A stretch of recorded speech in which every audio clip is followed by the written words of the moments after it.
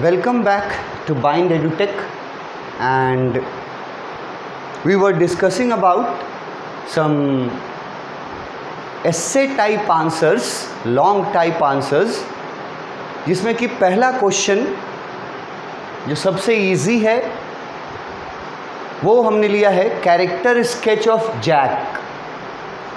तो मैंने जैसे बोला कि लिखने वाले तो बहुत सारे होंगे जो लिखेंगे, इसको वर्ड्स भी पूरा करेंगे, पर मार्क्स सबका अलग अलग आएगा, क्योंकि जो जितना इम्पॉर्टेंट चीज़ लिखेगा, जितना रिलेवेंट चीज़ लिखेगा, उसको उतने अच्छे मार्क्स मिलेंगे। तो टीचर्स पॉइंट ऑफ व्यू से क्या क्या देखना चाहेगा एक टीचर, अगर आपको ये क्वेश्चन पूछता है कि जैक का कैरेक्टर स्केच करो इस कहानी के आधार पर, क्या क्या टीचर अपने आंसर में देखना चाहेगा।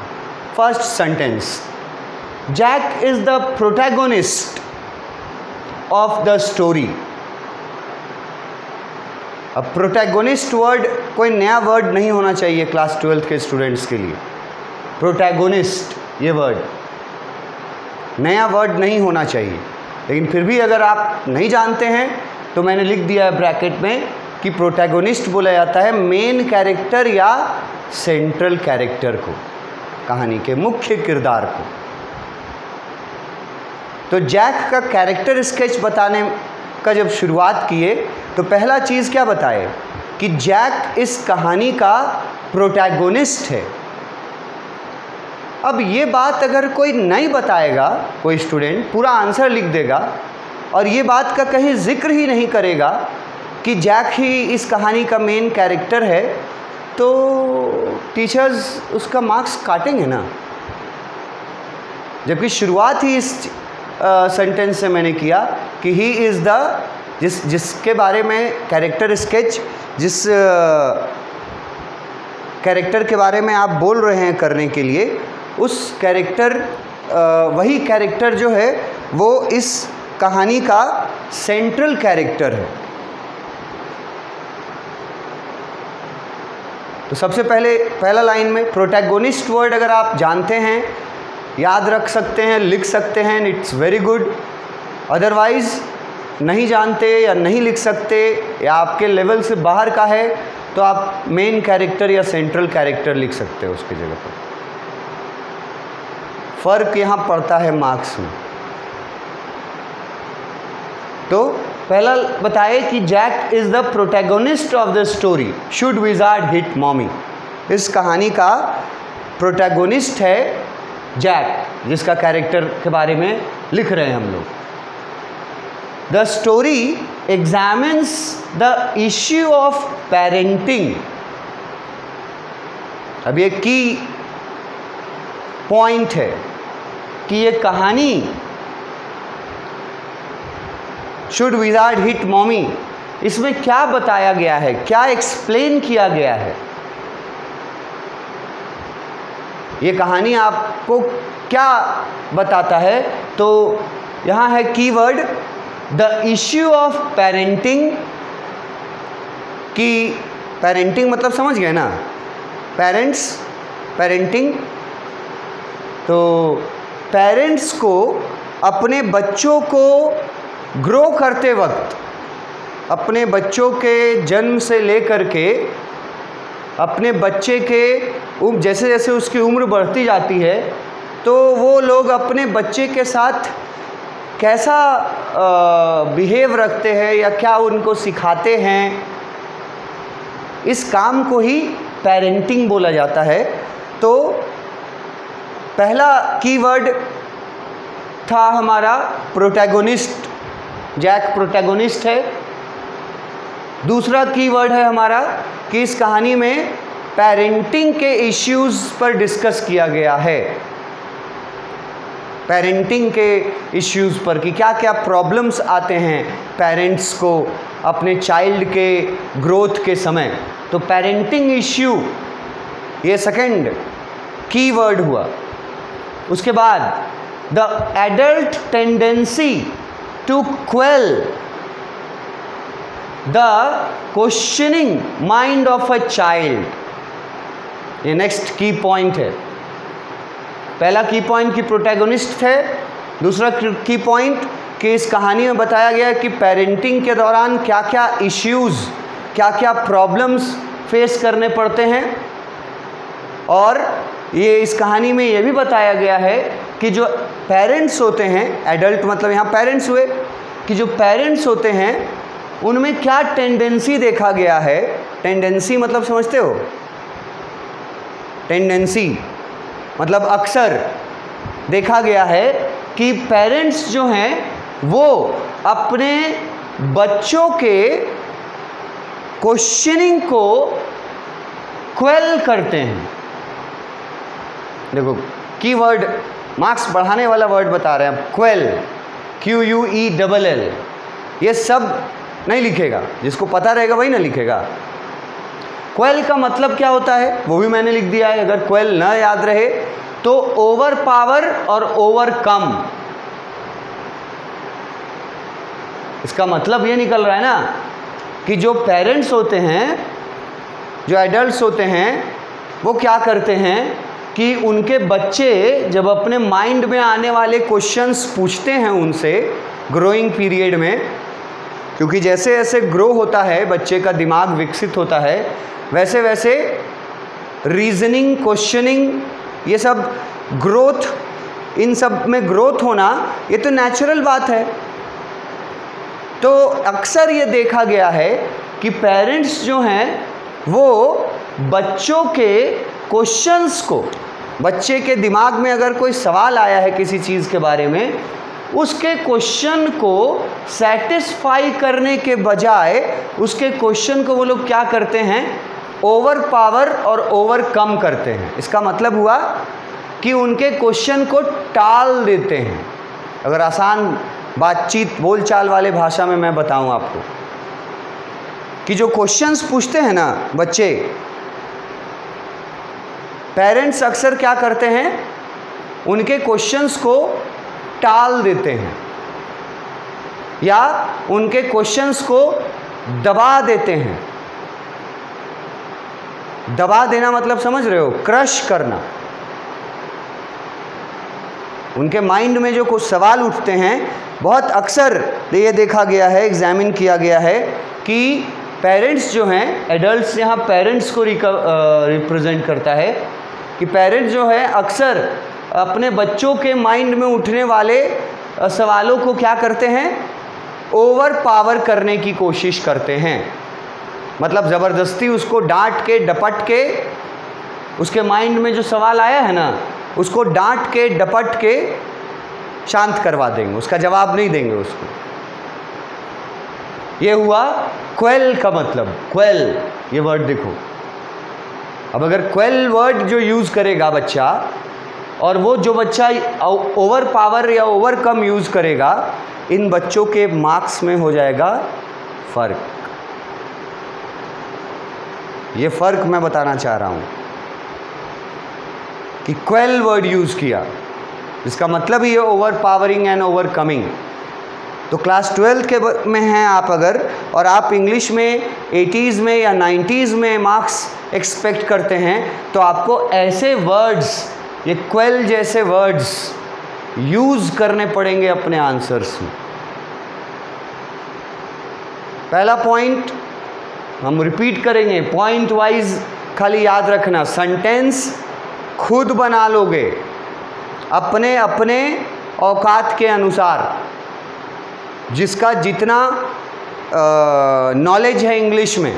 मैं क्लास 12th में उसके नॉलेज को सडनली पूरा नहीं कर सकता, जितना आपका बैकग्राउंड का नॉलेज है उसके अनुसार आपको मैं गाइड कर सकता हूँ कि कौन कौन से वर्ड्स, कौन कौन से टर्म्स आंसर में टीचर देखना चाहते हैं मार्क्स देने के लिए।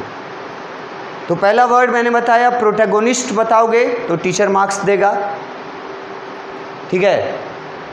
दूसरा वर्ड कि पेरेंटिंग इश्यू डिस्कस किया गया है, ये बताओगे तो टीचर मार्क्स देगा। तीसरा पॉइंट कि इसमें ये बताया गया है कि बहुत बार अक्सर एडल्ट्स मतलब पेरेंट्स क्या करते हैं, अपने बच्चों के माइंड के क्वेश्चंस को क्वेल करते हैं, मतलब उसको दबा देते हैं ज़बरदस्ती, ओवर पावर करके, मतलब अपने बड़े होने का बोलचाल के भाषा में बोलते हैं ना, बड़े होने का धौंस दिखाना, वो करते हैं बहुत बार, और बहुत सारे पेरेंट्स करते हैं ऐसा बच्चों के साथ। ये भी इस चैप्टर में दिखाया गया है, the questioning of mind of a child. And उसका नेक्स्ट कीवर्ड ये है, the belief that the view point of the adult is the only valid one. कि जैक जो है वो जैसा कैरेक्टर इस कहानी में, जैसा हम लोगों ने उसके बारे में पढ़ा है, उससे ये भी हमें पता चलता है उसके कैरेक्टर के बारे में कि वो ऐसा बिलीफ रखता था, वो इस बात में भरोसा रखता था कि एडल्ट्स का व्यू पॉइंट, मतलब पेरेंट्स का, एडल्ट जहाँ लिखा है ना, तुम पेरेंट्स वर्ड रिप्लेस कर सकते हो और मेरे हिसाब से अच्छा रहेगा। तो पेरेंट का व्यू पॉइंट ही सिर्फ वैलिड होता है। वैलिड होता है का मतलब सही होता है। अब ये points first paragraph, introduction paragraph में बताएं। मैंने जैसे कहा ना कि लॉन्ग टाइप आंसर है, तो उसको हम लोग पैराग्राफ वाइज भी आंसर दे सकते हैं। बहुत सारे, ऑलमोस्ट बहुत सारे बोर्ड्स में दे सकते हैं। मुझे नहीं लगता कि अगर किसी खास बोर्ड में मना होगा तो अलग बात है, पैरा चेंज करना तो मत करना, पैराग्राफ चेंज, लेकिन बातें तो यही लिखनी पड़ेगी। लेकिन बहुत सारे बोर्ड्स में ये है कि आप पैरा चेंज कर सकते हो। तो उससे क्या होता है ना कि आपको पैरा वाइज आप अपने पढ़ने वाले स्टूडेंट्स, पैरा वाइज आप अपने माइंड में कीवर्ड्स को खाली फिट कर लीजिए और उसके बाद उसको लिख डालिए कि फर्स्ट पैरा में, इंट्रोडक्शन पैराग्राफ में ये 4 कीवर्ड्स हमको यूज़ करने हैं। कौन कौन से 4 कीवर्ड्स? पहला, प्रोटैगोनिस्ट होना, ठीक है। दूसरा, पेरेंटिंग इश्यू। तीसरा, पेरेंट्स लोगों का ये आदत कि बच्चों के माइंड में जो सवाल उठते हैं उनको कुचल देना, दबा देना, डांट डपट के चुप करा देना। ये तीसरा की पॉइंट था। और उसके बाद एक और की पॉइंट फर्स्ट पैराग्राफ में बताया कि जैक का जो कैरेक्टर है इस चैप्टर में, वो कैरेक्टर इस बात को भी रिप्रेजेंट करता है। वो ऐसा सोच वाला इंसान था जैक, जिसको लगता था, उसका व्यू पॉइंट ये था कि पेरेंट्स ही सिर्फ सही डिसीजन ले सकते हैं, सही व्यू पॉइंट। मगर एक बात याद रखना, यहाँ पर 4 साल के बच्चे, यानी इस कहानी में 4 साल की बच्ची जो की बात की जा रही है। मैं बार बार ये बात रिपीट कर रहा हूँ कि चाइल्ड और पेरेंट्स में जो डिस्कशन हो रहा है, तो उसको आप हर एज ग्रुप के साथ नहीं जोड़ सकते। इस कहानी में मैंने एक एज ग्रुप बताया था कि 4 साल के उम्र से लेकर के 7 साल 8 साल तक के उम्र के बच्चों के माइंड में जो सवाल उठता है, अक्सर पेरेंट्स क्या करते हैं, उन सवालों को कुचल देते हैं, दबा देते हैं, और उनको ये लगता है कि सिर्फ उनका व्यू पॉइंट ही सही है, वैलिड है। यहाँ लिखा हुआ है ना, वैलिड है, मतलब वैलिड अगर नहीं याद रहे तो राइट है, सही है। तो जैक का कैरेक्टर का फर्स्ट पैराग्राफ, इंट्रोडक्शन पैराग्राफ में 4 की वर्ड्स हो गए। अब इन 4 वर्ड्स को याद रखना है आपको, सेंटेंसेस को रटने की नहीं है ज़रूरत। अगर किसी में इतना कैपेबिलिटी है कि वो रट सके तो मैं उसको मना भी नहीं करता। मैं पहले भी बोल चुका हूँ कि मैं न्यूट्रल हूँ। अगर आपको लगता है ना कि आप ये लाइन बाय लाइन रट सकते हैं, तो ये आपका एबिलिटी है भाई, माइंड का, रट लो। ऐसा थोड़ी है कि मार्क्स कम मिलेगा। लेकिन कंपलसरी नहीं है रटना, ठीक है। और ये मैं उन स्टूडेंट्स के लिए खास करके बोलता हूँ जिन स्टूडेंट्स को लगता है कि 150 शब्दों का आंसर लिखना उसके बस की बात नहीं है। मैं उन स्टूडेंट्स को ये एश्योर करना चाहता हूँ, ये तरीका बताना चाहता हूँ कि अगर इस तरीके से चलोगे तो कहानी के बारे में जानते हो, लैंग्वेज प्रॉब्लम अगर है कोई दिक्कत नहीं है, कीवर्ड्स यूज़ होने चाहिए, सेंटेंसेस आप खुद बना सकते हो अपने अपने लेवल, अपने अपने स्टैंडर्ड के अनुसार, बैकग्राउंड के अनुसार। तो इंट्रोडक्शन पैराग्राफ में 4 की पॉइंट हो गया जैक के बारे में, ठीक है। अब वो की पॉइंट्स तुम याद रखना, इन पैराग्राफ ख़त्म हो गया यहाँ। लास्ट की पॉइंट ये था कि जैक जो है वो एक ऐसा कैरेक्टर है जिसकी सोच ऐसी है कि सिर्फ पेरेंट्स का व्यू पॉइंट ही सही हो सकता है, ऐसा सोच वाला इंसान है। मगर फिर इसमें तुम अगर जैक को नेगेटिव समझने लगोगे कि ये तो गलत बात है सर, खाली पेरेंट्स का ही व्यू पॉइंट सही हो हमेशा, ये ज़रूरी थोड़ी है। कभी कभी चिल्ड्रन का भी व्यू पॉइंट सही हो सकता है, बिल्कुल हो सकता है, I agree, but according to the age group about which this story is about, 2 साल की उम्र से 3 साल 4 साल उम्र बढ़ा, 5 साल हुआ, 6 साल हुआ, 7 साल हुआ, 8 साल हुआ, 9 साल हुआ, इतना उम्र, इतने ये जो कैटेगरी है उम्र के बच्चों के लिए, उसके लिए तो ये बात से मैं सहमत करता हूँ, मैं सहमत हूँ इस लाइन से। और ये सहमति मैंने पहले भी क्वेश्चन में, आंसर्स में सहमति अपनी जताई है कि अगर आपसे पूछ दे कि जो का पॉइंट ऑफ व्यू सही था कि जैक का पॉइंट ऑफ व्यू सही था, तो जैक का पॉइंट ऑफ व्यू को आपको सही बताना पड़ेगा। 4 साल की बच्ची के पॉइंट ऑफ व्यू को आप सही नहीं बता सकते। और रीज़न भी मैंने एकदम लॉजिकल दिया था कि ये एक फैक्ट है कि जो चीज़ हमें नेचर से मिलती है वो चीज़ पवित्र चीज़ होती है, और नेचर द्वारा दिए गए किसी चीज़ को हमें खोना या बदलना नहीं चाहिए। ये मोरल मैसेज है। और एक और उसमें मोरल मैसेज ऐड किए थे कि छोटी छोटी खुशियों को पाने के लिए अपने ओरिजिनलिटी से, गॉड गिवन ओरिजिनलिटी से कॉम्प्रोमाइज़ नहीं करना चाहिए, ये मैसेज है। तो जैक का ये सोचना बिल्कुल सही था उस उम्र के हिसाब से कि जो का एंडिंग, जो जैसा एंडिंग चाहती है वो एक चाइल्डिश एंडिंग है, वो एक 4 साल के बच्चे के अकॉर्डिंग वो एंडिंग है। पर हम लोग उस 4 साल के बच्चे के एंडिंग को नहीं ना स्वीकार कर सकते हैं। फैक्ट और रियलिटी तो ये है कि उस उम्र के बच्चे के बारे में अच्छा और बुरा का डिसीज़न, सही डिसीज़न उनके पेरेंट्स ही कर सकते हैं एट अ पार्टिकुलर स्टेज। वैसे तो अगर ऑन द होल भी देखोगे थ्रू आउट द लाइफ, पूरे लाइफ में तुम्हारा जब तक तुम रहोगे, शादी हो जाएगी, बच्चे हो जाएंगे, पेरेंट्स बूढ़े हो जाएंगे,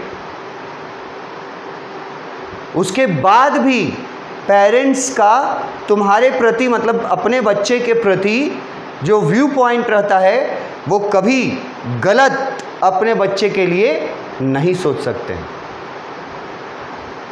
तो उस ये तो हो गया ओवरऑल बात, पर एक टारगेट जो एज ग्रुप है फ्रॉम 2-3 ईयर्स टू 7-8 ईयर्स, इस दौरान बच्चों के डिसीज़न पे नहीं चला जा सकता। सिर्फ इस दौरान पेरेंट्स का डिसीज़न कि जो काम या जो चीज़ बच्चा चाहता है 4 साल का 5 साल का, वो करके दिया जाए, वो सही है कि नहीं, इसका वैलिड मतलब सही डिसीज़न सिर्फ पेरेंट्स कर सकते हैं। उस खास एज ग्रुप की बात कर रहा हूँ। तो ये 4 पॉइंट थे, की पॉइंट फर्स्ट पैराग्राफ से। इंट्रोडक्शन पैराग्राफ बोलेंगे उसको हम। उसके बाद आ गए ये सेकेंड पैराग्राफ, जैक के बारे में और क्या क्या बताना है। Jack is conscious of his duties. पहला की पॉइंट सेकेंड पैराग्राफ में कि जैक अपने कर्तव्यों के प्रति जागरूक था। हिंदी मीडियम वालों के लिए वहाँ मैंने हिंदी में लिख दिया है जागरूक और कर्तव्य। तो कॉन्शियस का मतलब जागरूक और ड्यूटी का मतलब कर्तव्य। तो जैक के बारे में सेकेंड पैराग्राफ में पहला की पॉइंट ये है कि जैक अपने कर्तव्यों के प्रति जागरूक था या नहीं। Answer is yes. Jack is conscious of his duties. वो अपने कर्तव्यों के प्रति जागरूक था। अब कौन से कर्तव्य की बात की जा रही है? तो यहाँ लिखा हुआ है as a father and as a husband. एक तरफ पिता का कर्तव्य और एक तरफ पति का कर्तव्य। दोनों कर्तव्यों को निभाने के प्रति जैक जागरूक है। ये सेकेंड पैराग्राफ का पहला की पॉइंट है हमारा। ऐसे याद रखना होगा की पॉइंट। और ये वर्ड्स कॉन्शियस, ड्यूटीज़, अब ड्यूटी तो आसान वर्ड है, अब कॉन्शियस क्लास 12th के हिसाब से याद करना पड़ेगा, ठीक है। और अगर नहीं याद कर सकते तो गलत सलत स्पेलिंग से भी लिखो, लेकिन कॉन्शियस लिखो, कोशिश करो। कॉन्शियस ऑफ हिज ड्यूटीज़, और उसके ड्यूटीज़ कौन से ड्यूटीज़ की बात की जा रही है? एक तरफ फादर की ड्यूटी और दूसरे तरफ हस्बैंड की ड्यूटी। दोनों ड्यूटी के प्रति वो जागरूक था। कैसे? ये बात क्यों लिखे हैं? तो यहाँ पे इसका आंसर मिलेगा। He has been telling stories to his daughter जो since she was 2 years old। अब देखो, फादर का कर्तव्य निभा रहा है ना। कैसे निभा रहा है? कि वो अपनी बेटी जो को जब वो 2 साल की थी उस समय से कहानी सुनाते आ रहा है। कब कब सुनाता था?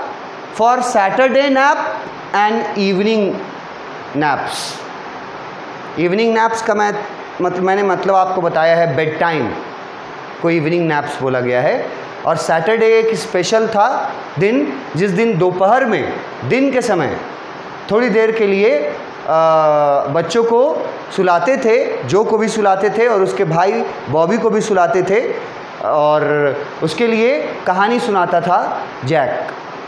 तो ये कहानी सुनाने का काम, ये काम उसका ड्यूटी की तरह उसने अपने फादर होने का ड्यूटी निभाया। ये यहाँ से पता चलता है कि वो जो को 2 साल की उम्र से कहानी सुना रहा था। कब कब सुनाता था वो लिख दिया गया है। अब अगर तुम सिर्फ पहला पॉइंट ही याद रखो, कॉन्शियस ऑफ हिज ड्यूटीज़, तो तुमको यहाँ तक फिर याद रखने का ज़रूरत नहीं ना है, यहाँ तक लिख सकते हो ना। सेकेंड पैराग्राफ का पहला की वर्ड है कॉन्शियस ऑफ हिज ड्यूटीज़, कि जैक एक ऐसा व्यक्ति था जो अपने कर्तव्यों के प्रति जागरूक था। 2 कर्तव्य, एक फादर होने का कर्तव्य, दूसरा पति होने का कर्तव्य। तो फिर तुम फादर होने का कर्तव्य में क्या निभा रहा था वो तुम बता सकते हो जो कहानी पढ़ा हुआ है कि फादर होने का कर्तव्य वो ऐसे निभा रहा था कि 2 साल से वो जो को, अपनी बेटी को कहानी सुनाता था इवनिंग यानी बेड टाइम नैप्स के लिए, और सैटरडे को एक स्पेशल रूटीन था, डे टाइम में भी कहानी सुनाता था। तो बेटी के प्रति फादर का फ़र्ज़ वो ऐसे निभा रहा था। बट नाउ 2 साल से ये शुरू किया था, बट नाउ अभी एट प्रेजेंट जो की उम्र कितनी हो गई है? 4 साल, मतलब लगभग 2 साल से कहानियाँ सुनाते आ रहा है वो उसको। तो अब क्या हो गया है? But now 2.5 years later, 2.5 years later का मतलब हुआ 2.5 साल बाद। तो यहाँ पे आप कंफ्यूज मत होइएगा, 2 साल की उम्र से सुनाना शुरू किया और जो की उम्र अब 4 साल की है, तो 2 साल तक कहानी सुनाया है ना, उसी को यहाँ लिखा है 2.5 years, अबाउट 2.5 years। आप 2 years भी लिख सकते हैं, कोई प्रॉब्लम नहीं है कि 2 साल, लेकिन अब बट नाउ 2 साल तक कहानी सुनाने के बाद अब क्या हो गया है? अब ये कहानी सुनाने वाला रूटीन या कस्टम उसके लिए फैटिग्ड, नेक्स्ट वर्ड आया, टर्म आया जो मार्क्स दिलाएगा, फैटिग्ड। पढ़ो यहाँ। अब ये वर्ड भी क्लास 12 के अनुसार आना चाहिए, एक्सपेक्टेड है, पर अगर आप नहीं जानते हैं फैटिग्ड का मतलब, तो मैंने लिख दिया है बगल ब्रैकेट में कि एक्सट्रीमली जब हम टायर्ड हो जाते हैं, बहुत ज़्यादा थक जाते हैं या बहुत ज़्यादा बोर हो जाते हैं, तो दोनों स्थिति में ये वर्ड यूज़ किया जाता है, फैटिग्ड। बोर हो जाना या टायर्ड हो जाना। तो अब जो स्टूडेंट फैटिग्ड वर्ड यूज़ कर दिया सही स्पेलिंग के साथ, और जो स्टूडेंट उसके जगह पे टायर्ड या बोर्ड वर्ड यूज़ किया, मार्क्स में फ़र्क पड़ेगा। स्टैंडर्ड ऐसे डिफ़र करता है, यहाँ टीचर का ध्यान रहता है। हम कॉपी करेक्शन करेंगे ना, तो फैटिग्ड जो लिख के गया उसको तो ज़रूर अपर लेवल पे रखेंगे, जो बोर लिख करके पार हो गया आंसर में, टायर्ड लिख करके उसको उसके नीचे ही रखेंगे ना, लोअर लेवल में रखेंगे ऐसा हम नहीं कह रहे हैं, लेकिन दोनों में से लेवल किसका ऊपर होगा ये आप खुद गेस कर सकते हैं। तो अब 2 साल तक ये लगातार जब कस्टम चलता रहा, तो अब एट प्रेजेंट जैक क्या हो गया है? फैटिग्ड हो गया है, मतलब टायर्ड हो गया है और बोर्ड हो गया है, और एक चीज़ और हुआ है, कंफ्यूज्ड भी हो गया है। दूसरा पैराग्राफ जब शुरू किए तो पहला कीवर्ड कि जैक अपने कर्तव्यों के प्रति जागरूक था, एक पिता के रूप में भी और एक पति के रूप में भी। उसके बाद एग्जाम्पल देना शुरू किए पिता के रूप में कि जो को वो 2 साल की उम्र से कहानी सुना रहा था, लगभग 2 साल बीत गए थे कहानी सुनाते सुनाते उसको। इवनिंग नैप्स और सैटरडे नैप्स के लिए सुनाता था, बट अब 2 सालों में चेंज ये आ गया था कि अब कहानी सुनाने में जैक जो था टायर्डनेस और बोरनेस फील करने लगा था। कहानी सुनाने में जैक अब ये कहानी सुनाने का कस्टम जैक के लिए अब बोलचाल के भाषा में थकाऊ या उबाऊ काम हो गया था। और ऐसा होने के पीछे एक पार्टिकुलर रीज़न है कि क्यों हुआ था थकाऊ या उबाऊ। पहले क्यों नहीं था थकाऊ? पहले आसान क्यों था उसके लिए? पहले वो टायर्ड क्यों नहीं हुआ 2 साल तक? अब टायर्ड क्यों हो रहा है? तो उसका आंसर भी दिया हुआ है, बाय हर कांस्टेंट क्वेश्चनिंग। अब यहाँ हर किसके लिए है? बाय हर कांस्टेंट क्वेश्चनिंग। कौन क्वेश्चन पूछता था कॉन्स्टेंटली? अब जो 4 साल की जब हो चुकी है तब अब वो कांस्टेंट उससे क्वेश्चंस पूछती है। दूसरा, अब वो एरर्स को पकड़ लेती है, पॉइंटिंग एरर्स ये कीवर्ड है, कांस्टेंट क्वेश्चनिंग ये कीवर्ड है। एरर कैसे पकड़ी थी उसका एग्जाम्पल दे दिया, अगर जो लोग पढ़े होंगे याद होगा। रॉजर फिश बोल दिया था एक जगह, रॉजर स्कंक के जगह, तो पकड़ ली थी और उससे सॉरी भी बुलवाई थी डैड से। तो now he is fatigued and confused because of her daughter's growing questioning attitude and pointing errors and asking for clarifications and suggesting alternatives।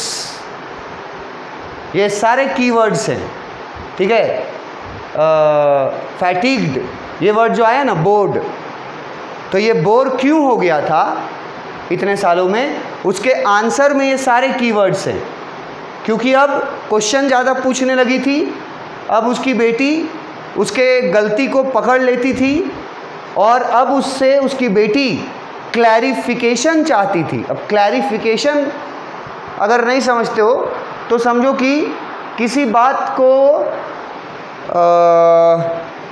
Completely जानना चाहती थी कि ऐसा हुआ तो क्यों हुआ, वाई, हाउ, रीज़न, इसी को क्लैरिफिकेशन बोला गया है। और एक चीज़ और कि अब उसमें सजेशन देने का भी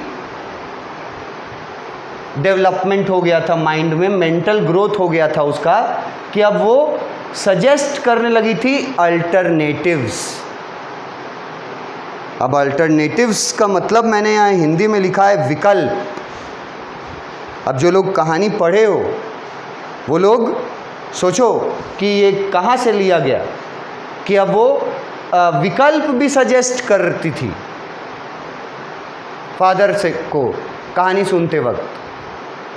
कब विकल्प सजेस्ट की थी कहीं कहानी में एक जगह की थी और एकदम मेन पॉइंट पे की थी, ट्विस्ट पर। जब फादर ने अपनी कहानी में बताया कि रॉजर स्कंक की मम्मी को रॉजर स्कंक का रोजेज़ वाला खुशबू अच्छा नहीं लगा, तो वो उसको ज़बरदस्त वापस ले गई खींच के डांटते हुए, और विज़ार्ड को मार करके अम्ब्रेला से मारा विज़ार्ड के सिर पे, और उसका वापस ओरिजिनल चेंज करवा दिया स्मेल। यहाँ पर एग्री नहीं न थी जो, तो क्या करती है वहाँ, सजेस्ट करती है इसकी नहीं, इसके जगह पर विकल्प देती है कि नहीं डैडी ऐसे नहीं होना चाहिए, गलत है। और वो ज़िद पे अड़ जाती है कि कल आप कहानी सुनाइएगा तो मैं ये चाहती हूँ कि रॉजर स्कंक की मम्मी को मार पड़ना चाहिए, विज़ार्ड मारेगा अपने मैजिक स्टिक से और रॉजर स्कंक का रोजेज़ वाला स्मेल चेंज करने से मना कर देगा। Mommy is stupid. ये हुआ सजेस्टिंग अल्टरनेटिव्स। तो सेकेंड पैराग्राफ में देख लो, अब ये हो गए कीवर्ड्स। ऐसे याद रखना पड़ेगा कीवर्ड्स तुमको, long answer line by line रटना और उसका हेडेक लेना, ये सब का काम है स्टूडेंट्स का। लेकिन मेरे बताए हुए तरीके पे चलो, पढ़े हुए स्टूडेंट्स को बहुत फ़ायदा होगा। जैसे मैंने फर्स्ट वर्ड में कीवर्ड्स बताया फर्स्ट पैराग्राफ में, तो सेकंड पैराग्राफ का कीवर्ड्स भी मेरा यहाँ ख़त्म हो गया। कितने कीवर्ड्स, पहला वाला में 4 थे, इसमें पहला कॉन्शियस ऑफ हिज ड्यूटीज़, ये पहला कीवर्ड है। उसी में आ गया ये भी, कौन कौन से ड्यूटी।